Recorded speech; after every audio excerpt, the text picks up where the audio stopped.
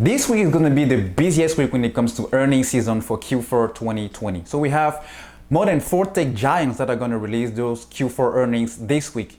Apple, Tesla, Facebook, AMD, and Microsoft. So these 4, or at least all of them, are basically held by almost all the mutual funds worldwide. So not only within the US, but also international emergence. Wherever. If you think about it, Apple alone has more than $2.3 trillion of market capitalization. Microsoft has almost 1.5, even more than that. And then Tesla, 800 billion, and then AMD, Facebook together might also make for 1 trillion. So easily, if the earnings that are going to produce, are going to be more than expected, or at least a positive sentiment for investor or to the market overall, it might end up dragging all the markets in general upwards. So the Dow Jones, especially the Nasdaq, since they are trading in the Nasdaq, but also, other major US indices.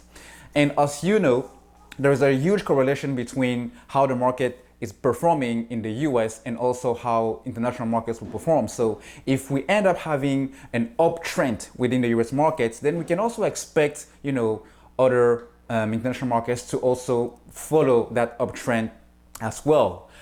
So as you trade or as you prepare for your strategy this week, be prepared, that these earnings might be a big catalyst, for how this week is going to be. Not only that, we also have another huge event coming up. We have the Fed chairman that is going to speak on Wednesday, and he's going to lay out the monetary policies.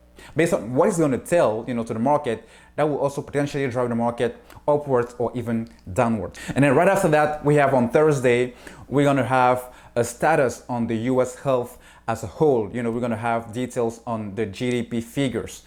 This will give us a specific idea on how the US is either recovering or rebounding towards 2020, and that will give us also an outlook on how 2021 will be. As a matter of fact, we've seen that on Q4 2020 itself, we saw a growth of 4.1%. So that may be potentially bullish for the market if those numbers around the GDP for the US economy ends up being a positive sentiment.